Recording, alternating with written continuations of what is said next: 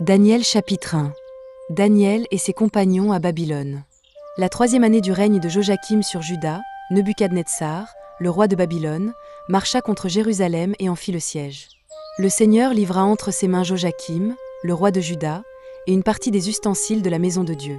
Nebuchadnezzar emporta les ustensiles dans le pays de Shinéar, dans le temple de son Dieu. Il les mit dans la maison du trésor de son Dieu. Le roi donna l'ordre à Ashpenaz, le responsable de ses eunuques, de faire venir quelques Israélites de sang royal ou de famille noble. Ce devaient être de jeunes garçons sans défaut physique, beaux, doués de perspicacité et de sagesse, instruits et intelligents, capables de servir dans le palais du roi. On leur enseignerait la littérature et la langue des Babyloniens. Le roi leur réservait pour chaque jour une portion des plats servis à sa table et du vin de ses banquets. Il voulait les former pendant 3 ans à la suite desquels il entrerait à son service. Il y avait parmi eux des Judéens, Daniel, Anania, Michaël et Azaria. Le chef des eunuques leur donna des noms. À Daniel celui de Beltchatsar, à Anania celui de Shadrach, à Michaël celui de Méshach, et à Azaria celui d'Abednego. Daniel prit la ferme décision de ne pas se souiller en consommant les plats servis à la table du roi et le vin de ses banquets.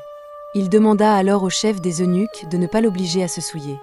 Dieu gagna à Daniel la bienveillance et la compassion du chef des eunuques. Ce dernier dit à Daniel, « Je redoute mon Seigneur le roi. C'est lui qui a fixé ce que vous devez manger et boire.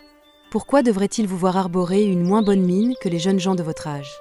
À cause de vous, je risquerai ma tête auprès du roi. » Daniel dit alors à l'intendant auquel le chef des eunuques avait confié la responsabilité de lui-même, Anania, Michaël et Azaria. « Fais donc un essai avec tes serviteurs pendant 10 jours, qu'on nous donne des légumes à manger et de l'eau à boire. On examinera ensuite devant toi notre apparence et celle des jeunes gens qui mangent les plats servis à la table du roi. Puis, agis avec nous, tes serviteurs, en fonction de ce que tu auras constaté. » Il leur accorda ce qu'ils demandaient et fit un essai avec eux pendant 10 jours. Au bout de 10 jours, ils avaient meilleure apparence et avaient pris plus de poids que tous les jeunes gens qui mangeaient les plats servis à la table du roi. L'intendant retirait donc les plats et le vin qui leur étaient destinés, et il leur donnait des légumes à la place. Dieu accorda à ces 4 jeunes gens de la connaissance et de la perspicacité dans tout ce qui concernait la littérature et la sagesse.